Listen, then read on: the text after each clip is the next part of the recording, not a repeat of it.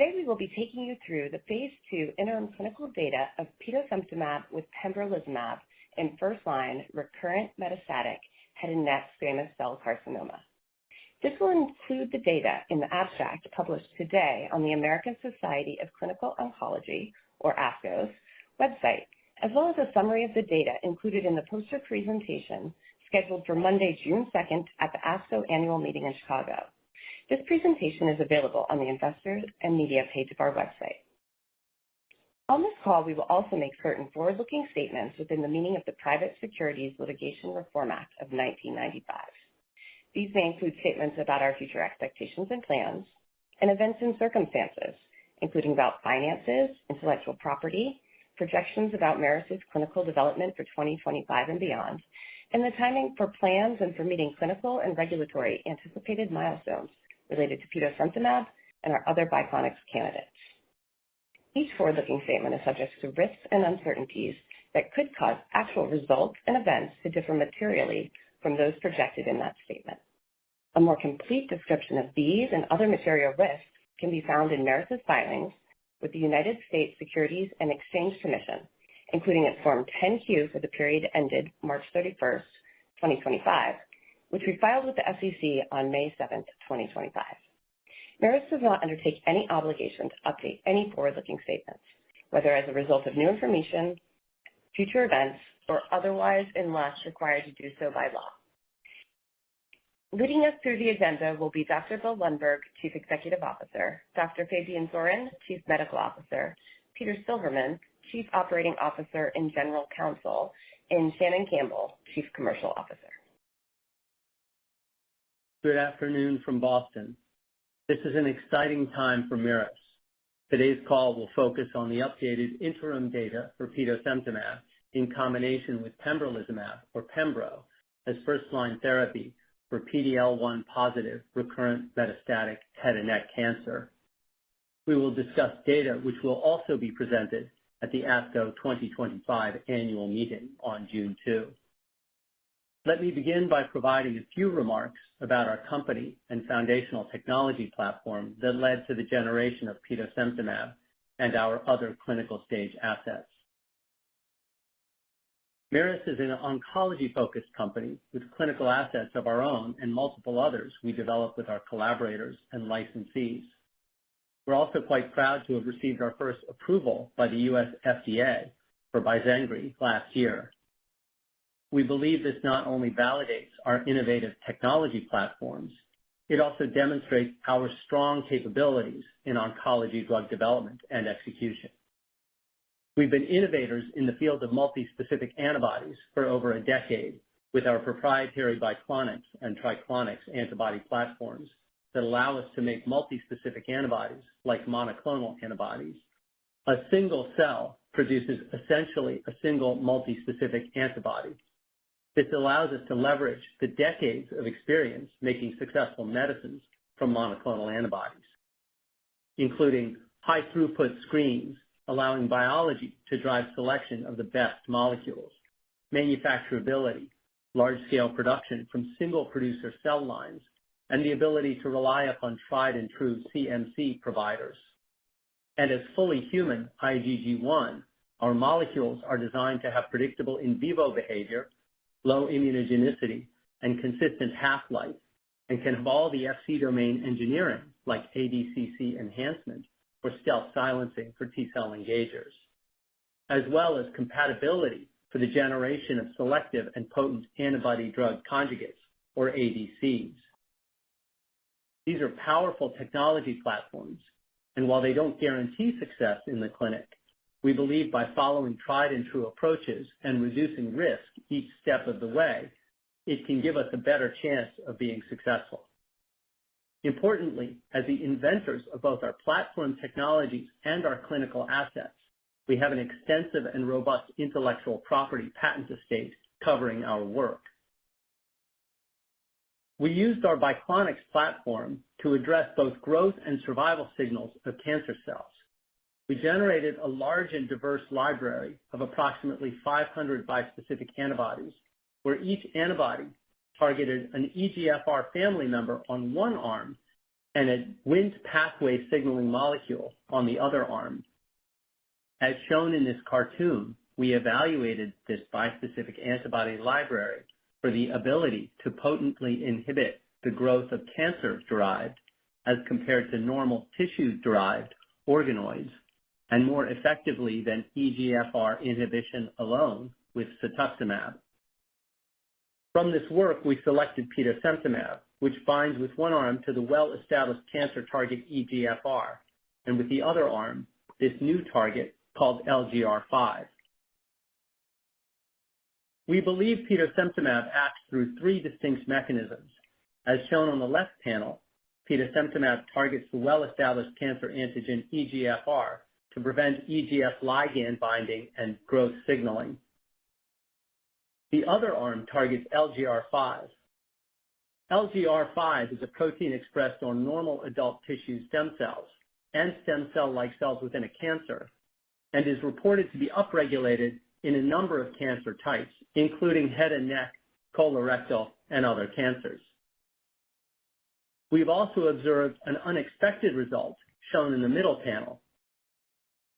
LGR5 acts by reducing the expression of certain proteins through internalization and degradation. In the presence of petosemtamab, LGR5 also brings EGFR into the cell for degradation, essentially removing it from the cell. Finally, as shown on the panel on the right, petosemtamab is ADCC enhanced, designed to provide full engagement of the patient's own immune system against the cancer. This may be particularly relevant when combined with other immune-mediated mechanisms, for example, when blocking the PD-1 T-cell checkpoint with pembro. We've also observed that blocking EGFR itself with petosemtamab leads to increased expression of LGR5, which in turn may result in an even greater effect. Targeting LGR5 along with EGFR is a wholly new approach to cancer therapy, with promise to become a robust and potent way to treat cancer. For those interested, I would refer you to the publications cited on this slide. We continue to have high confidence in petosemtamab. We believe petosemtamab is significantly de-risked with a high chance of success to become the standard of care in recurrent metastatic head and neck cancer for two important reasons. First is the compelling strength and consistency of the efficacy data and favorable safety, which we believe is the strongest clinical profile of any approved or experimental drug shown to date in this clinical setting across the clinically relevant patient populations, which Fabian will discuss with you shortly. And the second reason is our company's ability to execute time and time again. With our first FDA drug approval by Zengri late last year, our regulatory success with petosemtamab, receiving 2 breakthrough therapy designations, completing the Project Optimus dose selection, aligning on phase 3 trial designs, and the potential for accelerated approval for both trials under the Project Frontrunner framework. Our timely and consistent clinical presentations, most recently at ASCO 2024 and ESMO Asia 2024, and now the data to be presented at ASCO 2025. And most importantly, execution on both of our phase 3 clinical trials, where we are continuing to accelerate startup and enrollment, giving us very high confidence that both trials will be substantially enrolled by the end of this year. I'm incredibly proud of our own Merus teams, who continue to discover and develop outstanding bispecific and multispecific antibodies based on our innovative and proprietary multiclonics technology platforms. This continues to be a real story of innovation and success, and ultimately to execute on our mission of bringing new, important medicines to patients with cancer. I'll now turn the call over to our CMO, Fabian Zorin, to discuss the prior clinical data for petosemtamab, and then walk you through the very exciting new results, which will be presented at ASCO 2025. Thank you, Bill. Good afternoon to everyone on the call. It is an absolute pleasure to be with you today and share our latest exciting data. First, let me remind everyone of the petosemtamab results we have previously presented. At ESMO Asia last year, we shared data on petosemtamab monotherapy at 1,500 milligrams every 2 weeks in 75 efficacy evaluable patients with second-line plus recurrent metastatic head and neck squamous cell cancer. This presentation included approximately 30 more patients than we previously presented at AACR 2023. The confirmed overall response rate remained consistent with the larger sample size at 36%, and we continued to observe responses in patients with HPV-related cancer. The median duration of response was 6.2 months.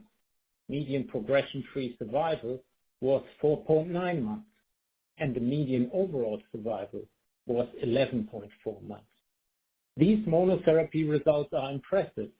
The efficacy seen with petosemtamab as a single agent compares very favorably against available treatments in this setting. Petosemtamab's proven monotherapy in head and neck cancer remains the foundation of our clinical development efforts. The safety profile of petosemtamab monotherapy, now in 82 patients and with extended follow-up, continues to be favorable. Petosemtamab has been well tolerated and observed thus far to have lower and less severe skin toxicities and gastrointestinal side effects compared to other EGFR-directed antibody therapies. Our updated infusion protocol resulted in significantly reduced incidence of treatment-emerging adverse events associated with infusion-related reactions in the overall population. In summary, no new safety signals have been identified for petosemtamab in the larger patient cohort and with extended follow-up, and the safety profile of petosemtamab remains manageable and well tolerated.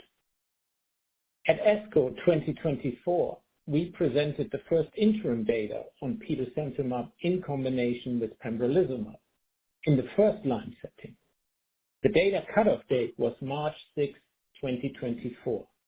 At that time, a total of 45 patients had received at least one dose of petosemtamab alongside pembrolizumab, making up the safety population. Efficacy data were reported for 24 patients. Overall, 67% or 16 of 24 patients responded, including one patient with a complete response. Responses were observed across HPV subgroups and across PD-L1 expression levels. This was an early look at the data with a median follow-up of 3.6 months, so time to event endpoints were not estimated. The combination was well tolerated and no significant overlapping toxicities with pembrolizumab were observed. Following this brief recap, I'm now excited to share the latest data from our ongoing phase 2 trial of petosemtamab plus pembrolizumab in first-line PD-L1 positive recurrent metastatic head and neck cancer. I encourage all of you to see the full presentation of these data that will be provided by Professor Van Herpen on June 2nd in the session on head and neck cancer.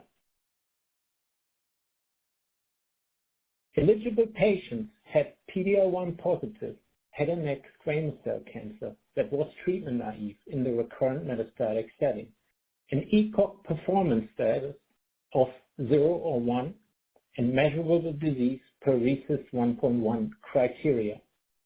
All patients received petosemtamab at 1,500 milligram IV biweekly alongside pembrolizumab at 400 milligram IV every 6 weeks. Treatment was continued until disease progression or unacceptable toxicity. Tumor assessments were conducted every 8 weeks. The primary endpoint was overall response rate by investigator assessment, and key secondary endpoints included duration of response, progression-free survival, and overall survival. For these new data presented at ASCO 2025, the data cutoff date is February 27, 2025. The median follow-up was 14.3 months. Out of the 45 patients enrolled in the trial, 43 were evaluable for efficacy. The baseline demographics and disease characteristics of patients enrolled in our phase 2 trial were representative of recurrent metastatic head and neck cancer. The median age of participants was 64 years. Most patients were male, 78%, and had an ECOG performance status score of 1, 64%. There was a typical anatomical distribution of the primary tumor location among this cohort, and all patients had PD-L1 positive disease. The proportion of patients with P16 positive disease was 18%, or 8 out of 45 patients.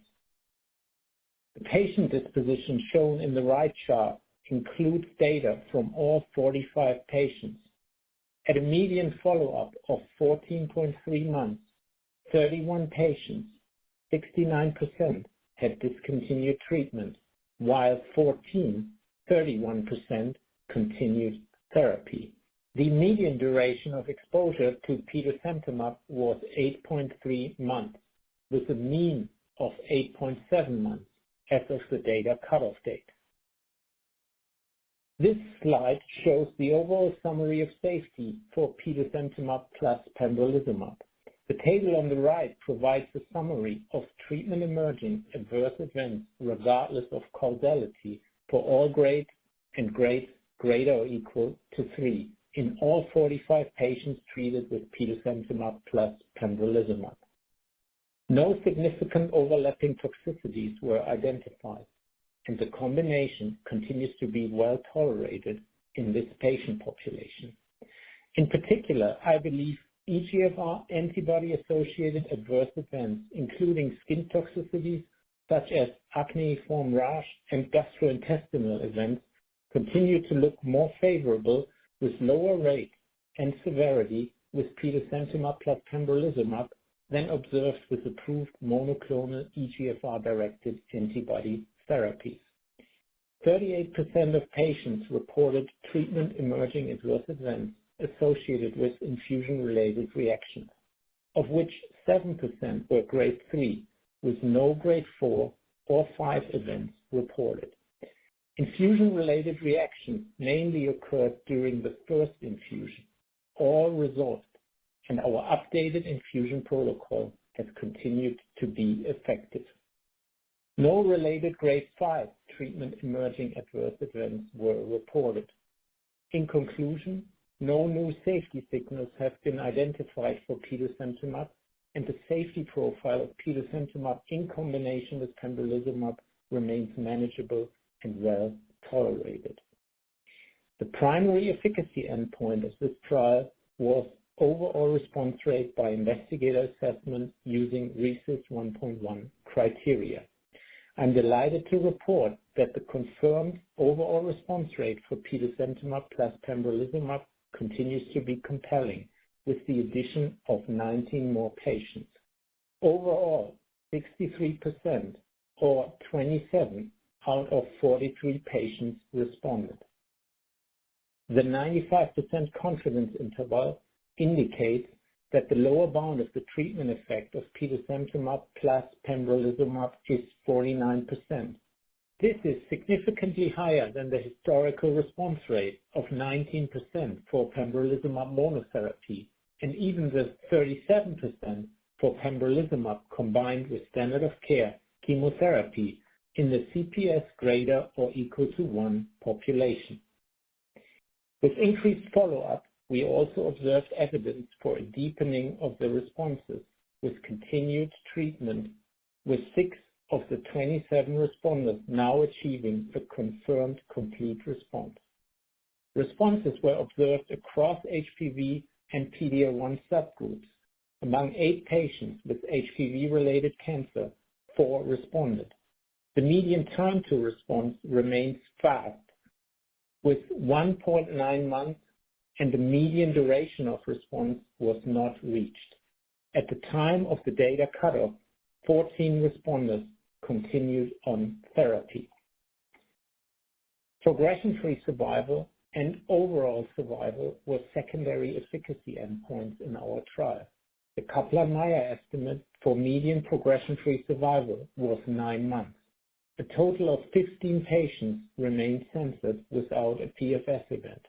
This is approximately 3 times longer than the median progression-free survival reported in historical studies of pembrolizumab alone in this patient population. The median overall survival was not reached at the time of the data cutoff. Only 13 OS events have been reported, and 30 patients were alive and in survival follow-up. The overall survival rate at 12 months was 79%. I believe the 12-month survival rate is an early predictor of long-term overall survival. While interpreting time-to-event endpoints in single-arm trials and with cross-trial comparisons can be challenging, the addition of petosemtamab to pembrolizumab resulted in an overall survival rate at 12 months of 79%, which is dramatically higher than the 12-month rate of 51% reported in the historical KEYNOTE-48 registration trial for pembrolizumab monotherapy. I want to emphasize several key points regarding this data update, which greatly enhance our confidence that the observed clinical activity with petosemtamab plus pembrolizumab is likely predictive of meaningful clinical benefit for patients. First, this update confirms the significant impact of petosemtamab combined with pembrolizumab on the overall response rate in a larger population of 43 patients. Second, the absolute and relative magnitude of the ORR improvement remains significant, with a confirmed response rate of 63% across the total population and a confirmed response rate of 66% in 35 HPV-negative patients. Importantly, because many of you have asked about smoking status, when we analyzed the responses seen with petosemtamab across the program, including both first and second-line treatment, we see that 2/3 of the responses with petosemtamab in HPV-associated cancer actually occurred in never smokers, which we believe clearly refutes a smoking hypothesis and further underscores the differentiated activity of our drug. Third, there is a strong internal consistency of the treatment effect, not just on one, but across multiple key efficacy endpoints in our data, including endpoints relevant for regulatory approval, such as overall response rate, duration of response, and overall survival. Median PFS was observed to be 9 months, and the 12-month survival rate was 79%. In my opinion, adding petosemtamab to pembrolizumab provides dramatically greater efficacy compared to the historical efficacy observed for pembrolizumab alone in this setting. And I believe these results greatly increase the probability of technical success for our phase 3 registration trials. Fourth, petosemtamab continues to demonstrate a favorable safety profile with no significant overlapping toxicities in combination with pembrolizumab, and no new safety signals have been observed. With such important results, we feel responsible for ensuring timely and effective clinical development to bring petosemtamab to patients as quickly as possible. Our Chief Operating Officer, Peter Silverman, will now discuss our ongoing phase 3 registration trial. Thanks, Fabian. And yes, with the combination of excellent activity we're observing, broad key opinion leader enthusiasm, strong support from the academic community, high degree of investigator engagement, and our effective execution, we've been very successful across each of our geographies in site activation. As you know, registration trial enrollment is limited by the number of active sites. A key performance indicator of success is site and country activation. Once sites reach a critical number, then one can expect enrollment to accelerate dramatically. And here, we're firing on all cylinders. Each of our phase 3 trials now has more than 120 sites open, and we're within striking distance of having all the sites we believe we need to timely complete enrollment of both clinical studies. We remain confident in our view that we should be substantially enrolled in both of our phase 3 registration trials by the end of 2025. With this execution, we're rapidly advancing from a late-stage clinical company to now having line of sight to becoming a potential commercial-stage company, and we couldn't be more excited. At Merus, we have a strong patent estate covering our platform technologies, Petosemtamab composition of matter, and related intellectual property. Petosemtamab is a highly innovative multi-colonic antibody, the first of its kind targeting the novel combination of EGFR and LGR5. It was generated by Merus based on our own proprietary platform technologies, incorporating our patented heterodimerization technology, novel format with binding domains produced by our patented common light chain transgenic animal we call NEMO, which stands for Merus mouse. We also have filed additional patent applications well beyond the composition of matter to protect our franchise assets.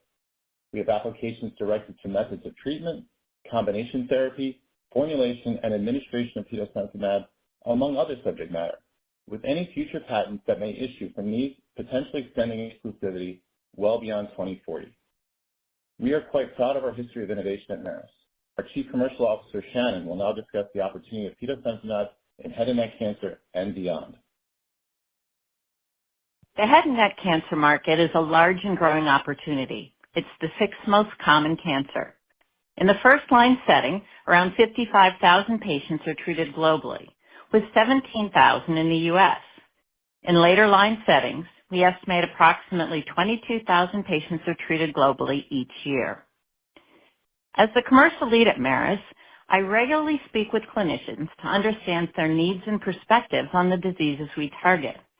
And what I'm hearing again and again is that head and neck cancer is still a devastating disease and an area of significant unmet medical need, including the first-line setting, where median survival based on the KEYNOTE-048 study is still only about a year for pembrolizumab alone or in combination with chemotherapy. For clinicians, for patients and their families, this simply isn't good enough. Doctors are looking for innovative new treatments that provide the opportunity for more patients to achieve meaningful clinical responses and longer survival. We believe the compelling clinical activity of Petosemtamab in recurrent metastatic head and neck cancer we've now shown across multiple data sets confirms Petosemtamab's blockbuster potential and offers the opportunity for a new, first and best-in-class chemo-free standard of care that could very well be practice-changing.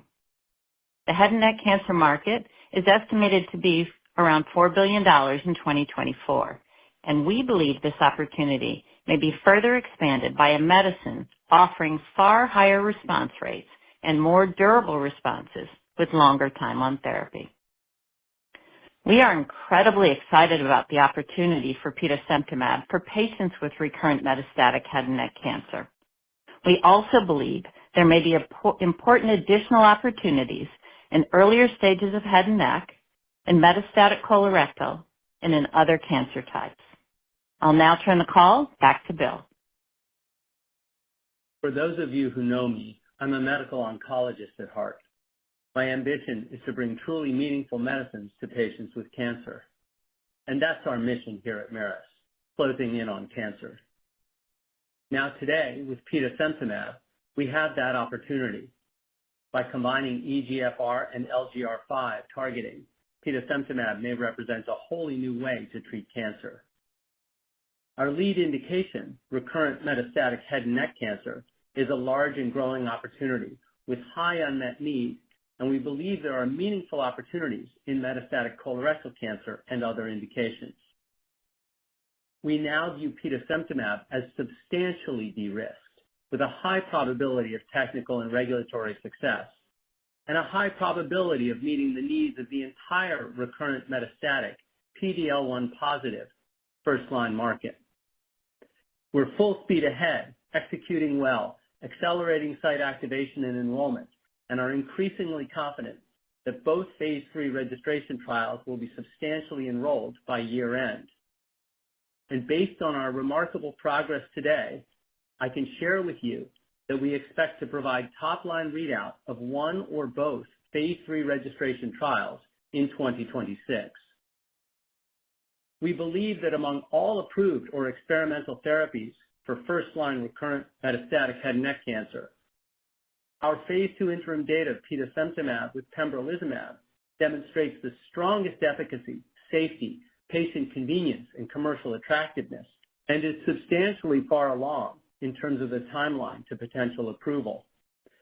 I think you can hear our excitement that Petosemtamab has the opportunity to become both best-in-class and first-to-market as the new chemo-free standard of care for patients with recurrent metastatic head and neck cancer and beyond.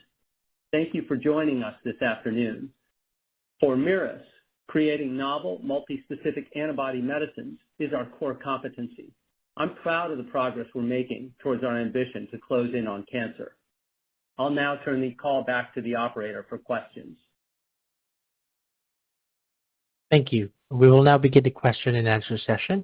If you have dialed in and would like to ask a question, please press star 1 on your telephone keypad to raise your hand and join the queue. If you would like to withdraw your question, simply press star 1 again. And again, please note that each participant would only be allowed one question.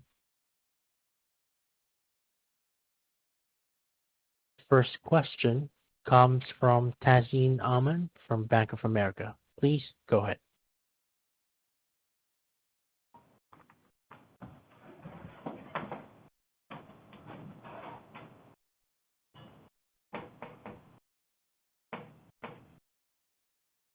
Oops, can you hear me now? I think I was muted. Yes, Tazeen. Sorry about that. Congrats on your update and on the strong data. I maybe wanted to follow up on the HPV positive status patients. In this latest update, you have 4 out of 8 responding. Can you just talk about that response compared to what you showed last year with a few more patients this year versus last year, and how you're thinking about what to expect in terms of response rates in your pivotal study, where you've indicated that HPV positive patients should be enrolled? Thanks. Thanks, Tazeen, for the question. I think what we're seeing already in the overall population, including both in the HPV negative and HPV positive populations, is a dramatic and almost unprecedented high rate of responses. And again, this includes all the patients, and this proportion of HPV positive patients in this cohort is about what we would expect in, or about what's been seen historically in phase 3 randomized trials. And, with that strong a signal overall, continuing to be strong in an even larger population, we continue to have confidence in including and enrolling the entire population of patients, which is the strategy that registration trials and programs have had in head and neck cancer for at least the past 5 registration-directed trials. Next question. Our next question comes from Andrew Burns from Leerink Partners. Please go ahead. Hi, thanks, and congrats on the data. I guess we shouldn't have been nervous into the update, but congrats. I wanted to see if you could give us some color on the durability metrics and the time to event metrics broken out by HPV status, please. Yeah, thanks for the question. So I can provide some comments, and Fabian can provide a little bit of color as well. One of the challenges we have in analyzing the data broken out by HPV plus minus is it really becomes an unplanned retrospective subset analysis, and we start to get down to very small numbers of patients, where there are only 8 patients in the HPV plus category, making very wide confidence intervals for this sort of unplanned retrospective analysis. So that's obviously a consideration. A second consideration is that we don't really have any good data to compare those different subsets to, because we don't have a historical comparison data set with which to know what it might look like for Keytruda alone. Having shared those 2 comments, I'll ask Fabian to provide a little bit of color on our experience. Yeah, thanks, Bill. The additional comment that I can make that helps a little bit is probably we have shown obviously a numerically higher ORR in the HPV negative population, and also the median progression-free survival was longer in the HPV negative population. However, the 12-month OS rate is very, very comparable, almost similar across the two subsets. And with these types of analyses, you could imagine with smaller numbers, one might expect the confidence intervals to be overlapping. Next question. Our next question comes from Charles Zhu from LifeSci Capital. Please go ahead. Hello, good evening. Thank you for providing this update, for taking our questions, and congratulations on the data. And also thank you for showing us what BTT looks like. As we know, in head and neck cancer regimens containing PD-1, we often see a tail effect on these time to event endpoints. And just given the shape of your Kaplan-Meier curves, can you comment on whether or not you think we're starting to see that effect at minimum 1-year follow-up, and if we could expect that plateau to continue extending in potentially prolonged fashion? Thank you. Thanks for your comments. And yes, we had previously been intimating about the importance of very strong data to be able to receive breakthrough therapy designation from the FDA, especially in combination in what was an unprecedented granting of breakthrough therapy in this setting by the oncology division at the FDA. You're asking about, we know with pembrolizumab there's around 20 to 25% long-term response rate in those patients. And, I think what we've shown you is the curves with the data that we have now. We know that we're seeing approximately triple the responders, triple the median PFS, and 30% more patients alive at the landmark 12-month OS response rate, all as compared to the historical pembrolizumab approval trial, fully acknowledging all the limitations of single-arm cross-trial comparisons. It's hard for us to try to make any firm comments further on because you can see where the patients are censored, but we would leave it to you to interpolate or evaluate further. We do believe we're clearly seeing a much higher response rate and a much more shallow sloping of the overall survival curve already, but we leave it to you to make further interpretations. Next question. Our next question comes from Maury Raycroft, Jefferies. Please go ahead. Hi, congrats on the great data, and thanks for taking my question. Fabian mentioned the predictive value of what you're showing today. Can you just talk more about confidence intervals for your 12-month OS and where you think you're tracking toward on median OS? I'm just wondering if you can leverage these data to enhance enrollment even more than what you're at right now, or do you think you're already at kind of the maximum enrollment rate?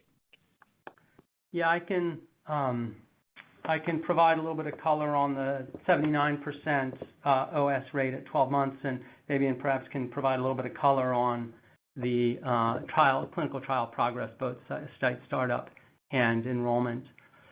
With respect to the 79% survival at 12 months, from our review of the literature in head and neck cancer, that's just unprecedented. We're not aware of any substantive data set in this setting that has both such a high response rate and such a high such a high survival rate at 12 months and such a high delta from where a historical control marker is. And it really speaks to the potential that if we believe that if these phase 3 findings replicate the phase 2 experience, the addition of petosemtamab to pembro is likely to be transformational in the frontline treatment of PD-L1 positive head and neck cancer, given the continued high unmet need and potential magnitude of improvement versus currently available standard of care. Let me now invite Fabian to make some comments on clinical trial progress. Yeah, we are very pleased with the progress, in study startup. We have on both of our studies, over 120 sites activated.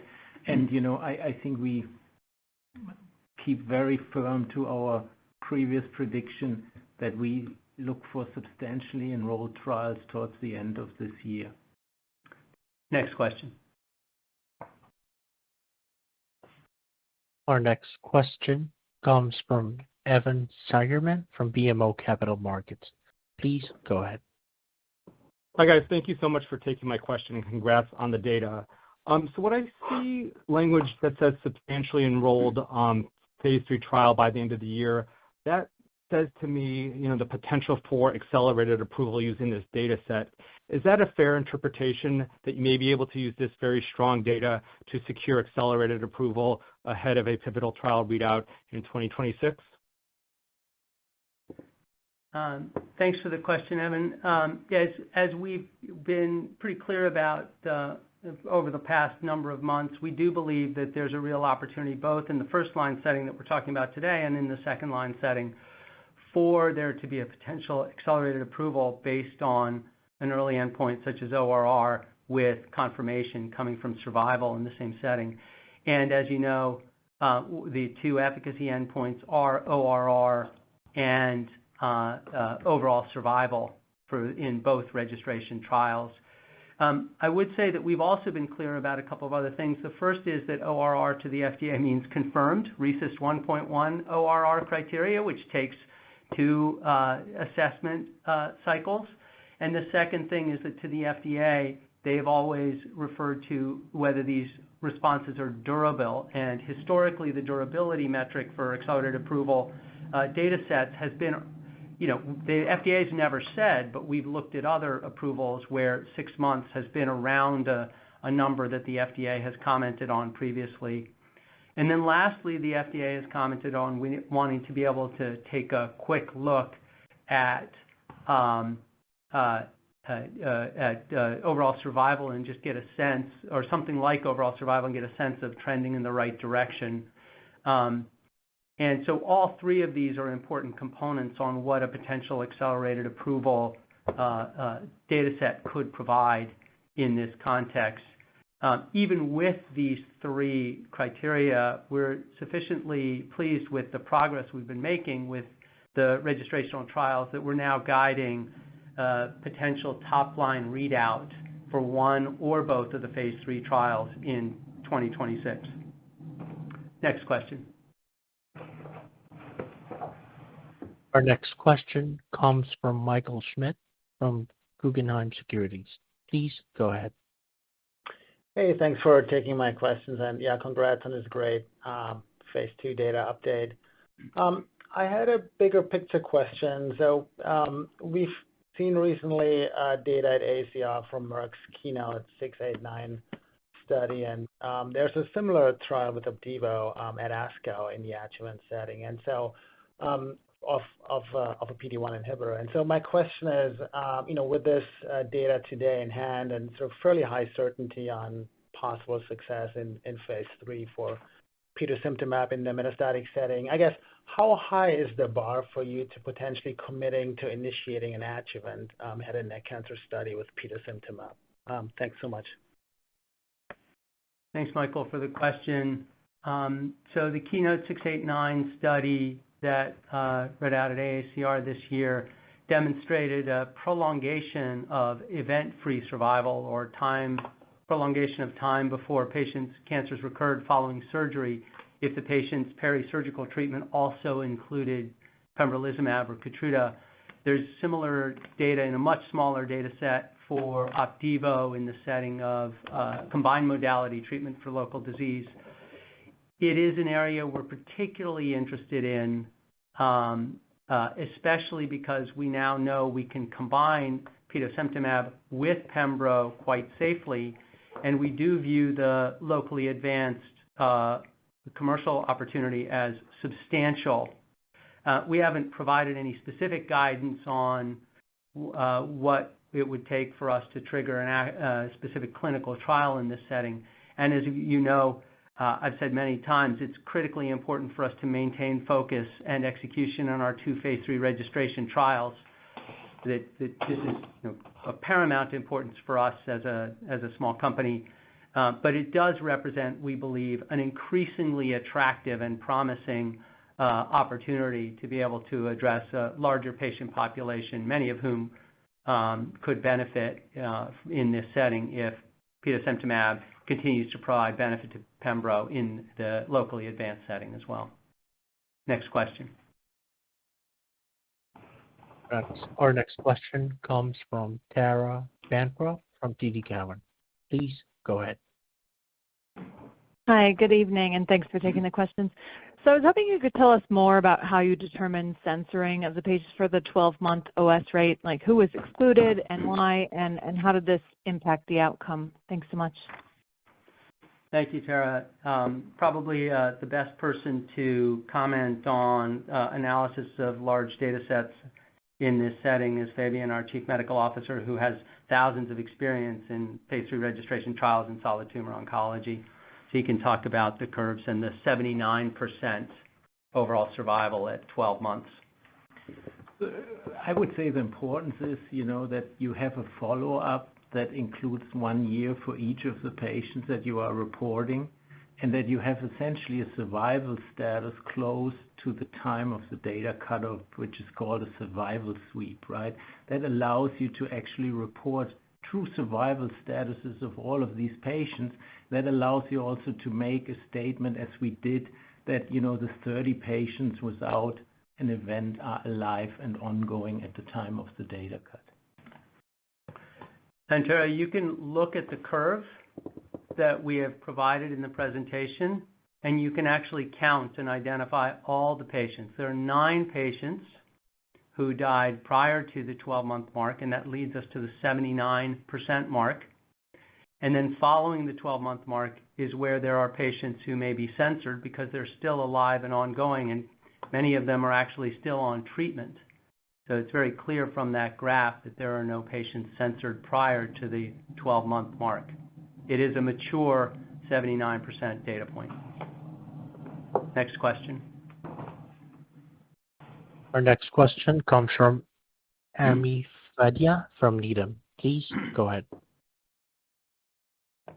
Hi, good evening. Congratulations on the data, and thanks for taking my question. Just on the smoking status comment that you made, of the 4 responders that were HPV positive, can you clarify how many of those were never smokers? And just more broadly, as we think about the commercial setting, how do you see Peto compete in the HPV negative population, particularly with some of the competitor data that has emerged, particularly from Bicara? Thank you. So thank you for the question regarding smoking status. I just want to point out that one of the most negative prognostic factors for head and neck cancer is actually whether the patient smokes. It's not a good thing. And there has been some conjecture that paradoxically somehow smoking helped the HPV positive disease patients be more responsive to treatment like the HPV negative patients. And as I've been saying for a long time now, this is nonsense. It's just not true. It's a claim based on misinformation promulgated by others. But let me be clear, across our first line and our second line plus data sets that we've provided over the past 5 months, 2/3 of the HPV positive responders were never smokers. Smoking didn't cause their responses to happen. Smoking doesn't cause responses to happen in HPV positive head and neck cancer, especially to EGFR agents. It's just not true, especially for Petosemtamab and Pembrolizumab. Next question. Our next question comes from Eva Fortea from Wells Fargo. Please go ahead. Okay, thanks for taking our question and congrats on the data. A quick one from us. So for the phase 3 registrational studies and following up on a previous question, in terms of the data required for accelerated approval, can you remind us, do you need to provide data for all patients expected to enroll in the first line study, which if I recall correctly, it's around 500, or just a subset? And also, does the FDA require the same amount of data for like first line and second line studies? Or are there any differences there? Thanks. I'll provide a little bit of color, and I can ask Fabian to comment as well. The way we've answered the number of patients for an accelerated approval readout, we clearly have a statistical analysis plan, but we haven't provided the granular details of the statistical analysis plan. What I have said is in this context, overall response rate, if we were to include all the patients enrolled in the trial would be vastly, vastly overpowered. I've also pointed to the Breakwater trial as a trial that recently received accelerated approval under the Project Frontrunner format or guidance, which is the format that we are also, the construct that we are also following. And in that trial, the accelerated approval was based on overall response rate from 110 patients per arm. And that's a similarly sized overall sized trial. Regarding whether perhaps Fabian would be the better person to comment on regarding whether the FDA would require both the first-line trial data set and the second-line trial data set in terms of contemplating accelerated approval for either one. Yeah, I don't think that you need both studies at the same time. But what I would say is if you have one positive study, then there might be an opportunity for an acceleration to the approval actually on the second study, because once you have proven a survival essentially signal in a indication, that's the point in time where you can start asking, for probably a more aggressive call from the FDA. Next question. Our next question comes from Asthika Goonewardene from Truist Securities. Please go ahead. Hey guys, thanks for taking my question and congrats. I'll add my congratulations to this exceptional data here. Just wanted to double click on something. The survival benefit here, or the survival data here looks really encouraging. Can you maybe comment on whether the patients going on subsequent therapy on progression was similar to LEAP-10 and KEYNOTE-48? Thanks, guys. So thanks for the question, Asthika. What we've provided today is essentially the data and the information that's in the clinical presentation that will be at ASCO, and we want to be careful to focus on that presentation. In general, I can tell you that there hasn't really been any innovation in second and third line therapies in head and neck cancer since the KEYNOTE-048 and the LEAP-10 trials. So one would imagine that the subsequent therapies would be generally quite similar. Your question does raise an interesting point that we've speculated about internally here, which is, the experience of the LEAP-10 trial of Lenva showed us that a very toxic medicine that could provide responses early was also sufficiently toxic that it led to inferior survival. And whether there's an opportunity for a medicine like Petosemtamab with Pembro, where the safety profile is substantially better, and it seems to be based on the data so far to be a much more well-tolerated medicine, whether that could, even in the more favorable safety benefit, in addition to the responses seen, provide some benefit long-term to patients in terms of being able to go on additional therapies. Next question. Our next question comes from Yigal Nochomovitz from Citigroup. Please go ahead. Yeah, hi, Bill and team. I just had a question on the complete responses and the swimmers plot. Could you just comment with the 6 CRs? How many of those were new among the additional patients that you're showing, and how many of those were incremental people that were PRs that converted to CRs from the prior data set? I think I can ask Fabian to comment on what was new versus what was seen previously in the clinical data set. So in the previous data set at ASCO 2024, we presented a single CR. Now we have 6 CRs. Of these 6 CRs, 2 occurred at the first disease assessment, and 4 CRs essentially occurred after a PR or SD. And I'll add that it's the nature of solid tumor oncology trials that, patients don't hit their best mark on the very first scan. Patients tend to continue to develop benefit over time for most oncology solid tumor drugs. So we're not surprised with this. And again, this is a look with only a median of 14 months follow-up. So, we continue to follow the patients and continue to look for a deepening of response. But we believe that's a characteristic in solid tumor oncology trials in general.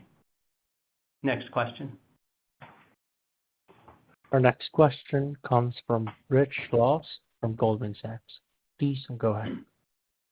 Hey guys, good evening and great to see good data ahead of ASCO. How would you compare the phase 3 patients being enrolled to the patient baseline in the phase 2 study? And also, is your goal to maintain a very consistent patient population between phase 3 to what you show in phase 2 on that 58% CPS greater than 20 and then the 36% ECOG 0 and also the P16 status?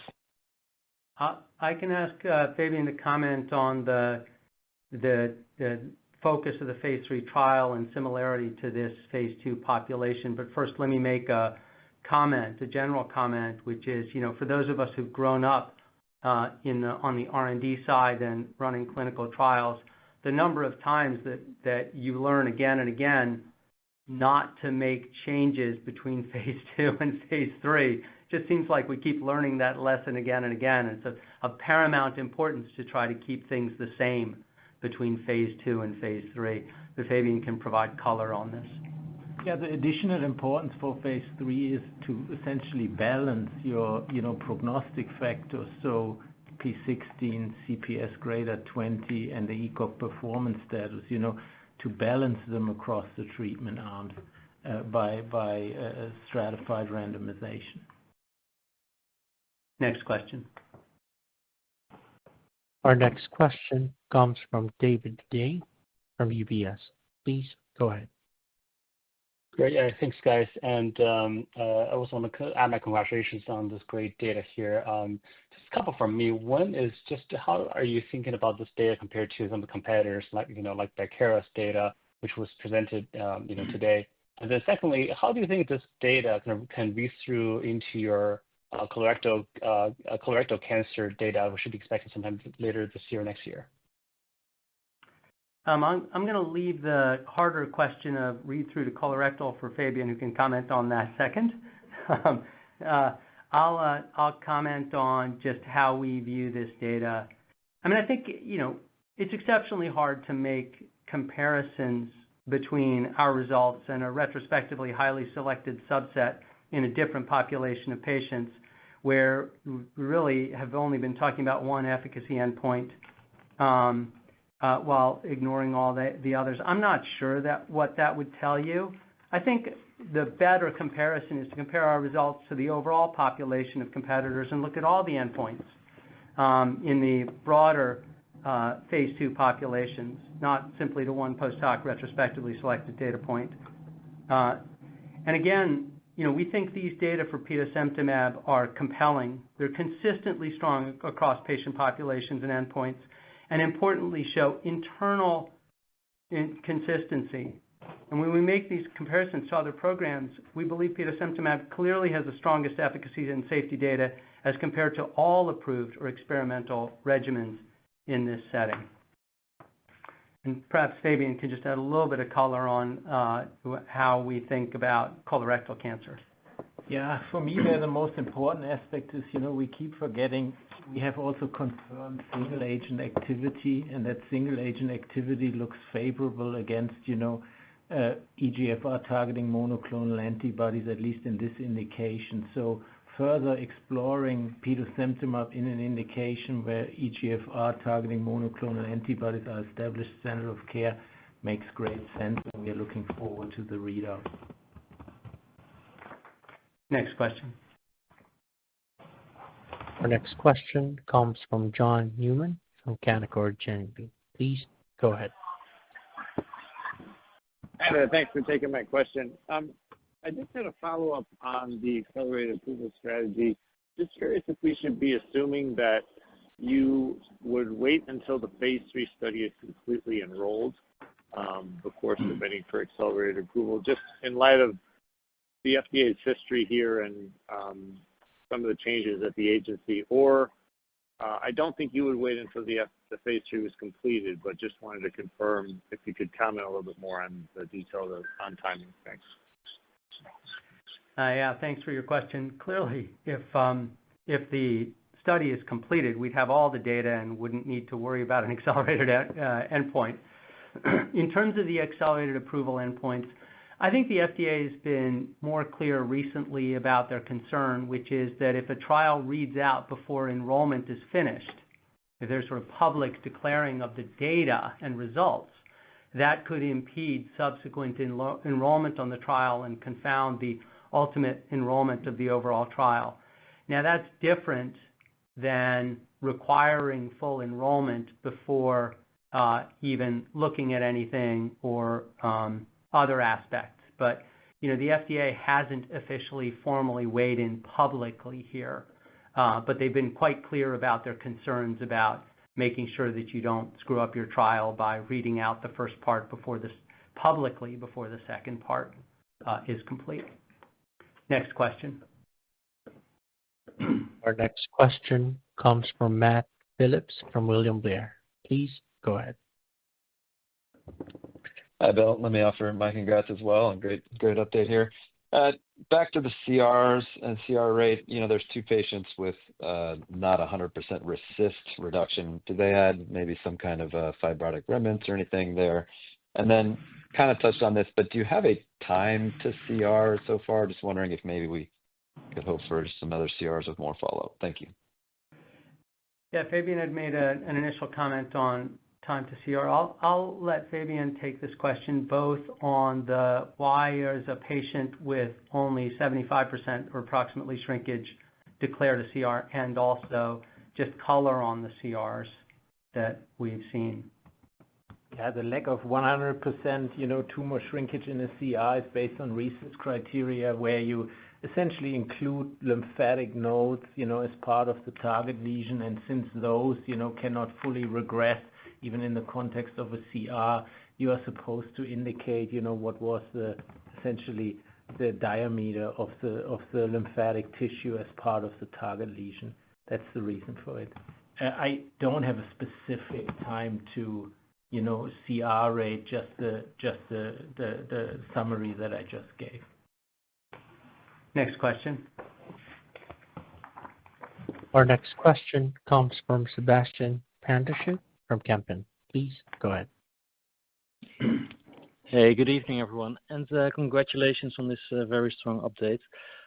I was wondering regarding the duration of treatment for the patients who do respond to treatment. Can you say anything about when patients get into complete remission, when you will take them off of treatment? And do you have any insights on the treatment duration of pembrolizumab monotherapy in responders?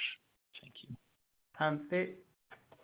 Fabian can clarify if I get this wrong, but I believe that the original KEYNOTE-048 protocol that led to the pembrolizumab or Keytruda approval contemplated 2 years of treatment in that study, and that was the protocol mandated duration. And we have just feedback from clinicians. If you have a patient who's doing well, who's tolerating the medicine well, and they may have a partial response, but their tumor isn't growing, and you reach the 2-year mark, some physicians are nervous about taking their patients off. I think in our monotherapy experience, what we've seen is that we do seem to have these kind of surprising long-term responders just to Petosemtamab alone, and that's data that Fabian went over in a previous slide in our investor presentation, just reminding everyone of what the ESMO Asia presentation was last year. So, I think we're going to be faced with a question as well of, or our clinicians, our physicians running the trial, for these patients who do seem to have long-term responses, some due to the pembrolizumab alone, perhaps some clearly could be contributions of Petosemtamab. Just want to check, did I get that right? Fabian? No, that's right, and that's an excellent problem to have, right? Yeah. Thank you. Next question. There are no further questions at this time, so I'll turn back the call over to Dr. Bill Lundberg, CEO. Thank you, everyone, for joining us this afternoon. For Merus, creating novel multispecific antibody medicines is our core competency. I'm proud of the progress we are making with Petosemtamab and proud of the progress we're making towards our ambition to close in on cancer. Thank you. This concludes today's conference call. You may now disconnect.